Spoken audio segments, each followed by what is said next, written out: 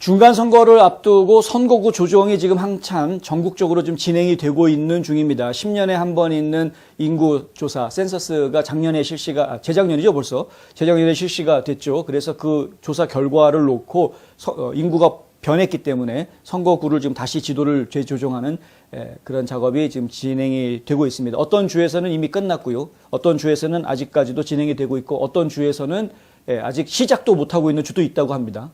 지금 뭐 소송이 지금 걸릴 것 같습니다. 소송이 걸려 있는 주들도 좀 이야기가 되고 있고요. 근데 이 중간 선거를 앞둔 선거구들에 대해서 지금 이제 통계를 계속 집계를 내고 있는 곳이 있는데 바로 538이라는 사이트입니다. 538은 지난번에도 소개해드린 적이 있는데 여러 여론조사들을 모아서 한꺼번에 모아서 그것을 집계하는 그런 역할을 하고 있습니다. 정치 전문 사이트로서의 역할도 하고 있고요. 각종 정치 현황들 분석 이런 것들을 지금 하고 있습니다. 그게 이제 538이 하고 있는 일인데요. 근데 지금 지도에서 보시자면은 이렇습니다. 이것은 before고요. 이게 after입니다. 지금 이제 변해가고 있는 중이죠. 아직 지금 자리가 모든 정리가 교통 정리가 끝나지가 않아서 지도가 상당히 좀 복잡해 보입니다. 그런데 before는 좀 더 선명해 보이시죠? 이 지도 보시면은 이해가 되십니까? 2020년 인구 결과, 조사 결과를 놓고 이야기를 하자 그러면은 이미 빨간색 지도로 나오지 않습니까? 이게 참 재미있는 것인데, 이렇게 빨간 지도로 나왔는데, 바이든이 이겼다? 지금 민주당 하원이 다수당이고, 상원도 민주당이 다수당이다? 전국적으로 지도상으로 보면 이렇게 빨간데, 이런 겁니다. 네, 그럼에도 불구하고 민주당 의원들이 나오는 지역들을 보면은 아주 몇 군데 안 되는 땅덩어리에 집중적으로 인구가 집중적으로 모여 있는 곳들에서 주로 민주당 의원들을 많이 내보내고 있죠. 인구 기준으로 해가지고 뭐 70만 명에 한 명 정도 연방 하원 의원을 만들다 보니까 그렇다 보니까 이제 이런 현상이 생기게 됐는데 뭐 하여튼 간에 지금 이 지도가 이렇게 바뀌고 있는 중입니다. 아직 완성되지 않았지만. 그런데 지금 중간에 집계를 해보니까 민주당 쪽에 연방 하원 자리 6자리가 더 늘어날 것 같다. 현재까지 집계된 것으로 보면. 물론 나머지 것들이 다 집계가 되고 나면 결과가 또 바뀌겠죠.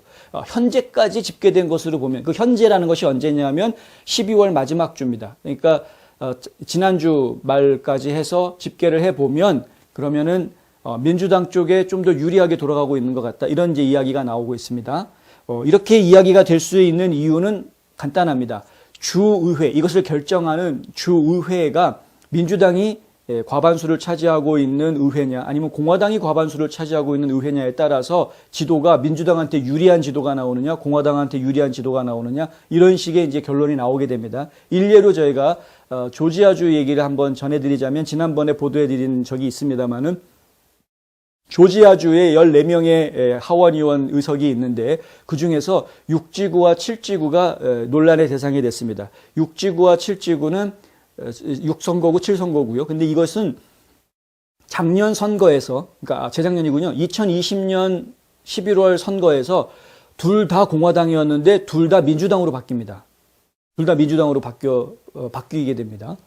그리고 나서 작년이죠. 작년에 이제 주의회에서 선거구 지도를 토론을 벌이면서 이것을 바꿔놓습니다. 지도를 다시 그려놔가지고요. 6지구는 공화당한테 유리하게, 7지구는 민주당한테 유리하게 그렇게 지도를 그려놓습니다. 그래서 지금 현재 어떤 일이 벌어지고 있냐면은 민주당 후보들이 다 7지구로 출마하겠다고 그러고 6지구엔 출마하는 민주당 후보가 없고요.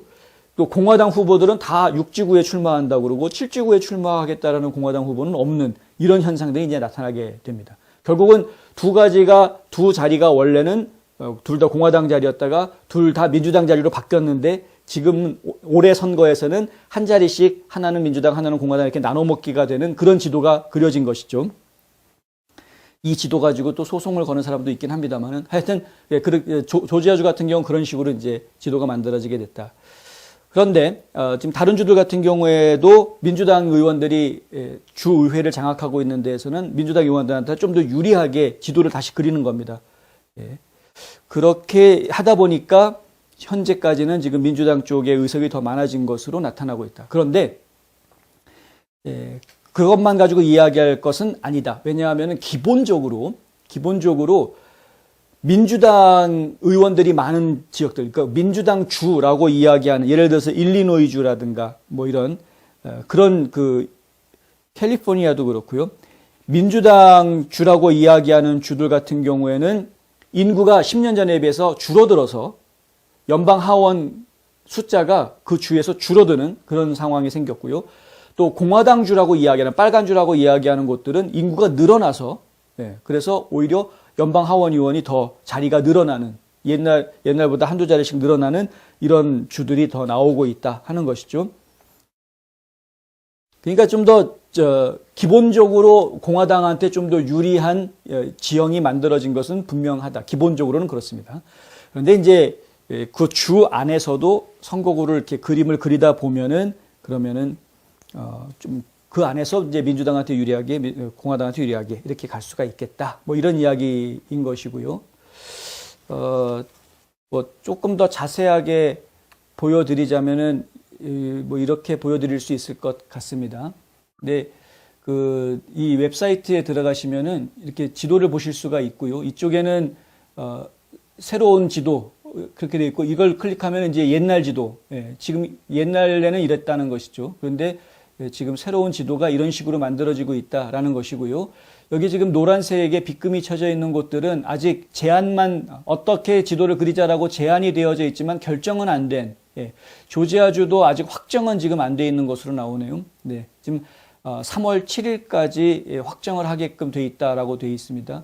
플로리다 같은 경우에는 내년 올해 6월 13일까지 지도를 확정하면 된다라고 되어져 있고요. 시간이 많이 있네요, 거기는. 미시시피는 3월 1일까지 이렇게 되어져 있고, 미네소타는 2월 15일까지 지도를 확정해야 되고, 위스콘신은 4월 15일까지 지도를 확정할 거다. 이게 데드라인이 있습니다만 그 전에 대체로 될 겁니다.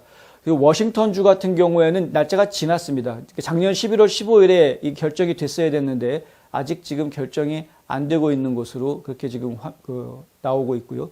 그래서 이런 것들에 어느 주가 어떻게 더 유리한가를 놓고 이야기를 하면은, 예를 들어서 뭐 이런 식으로 이제 각 주마다 들어가서도 확인을 해 보실 수가 있고요.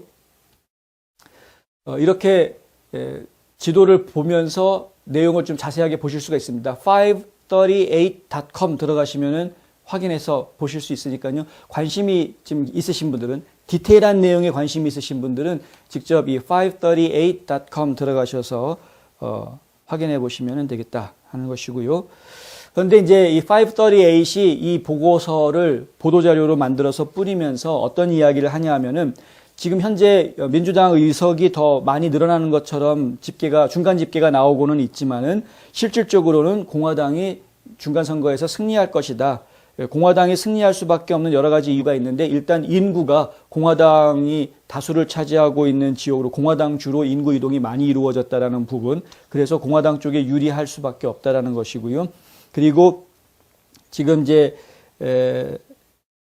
여러 가지 이유들, 아까 얘기했던 이제 바이든 행정부가 일을 잘못하고 있다라는 그런 부분들, 그것 때문에 반사 이익으로 지금 공화당 쪽으로 마음을 돌리고 있는 유권자들이 많이 생기고 있다라는 부분.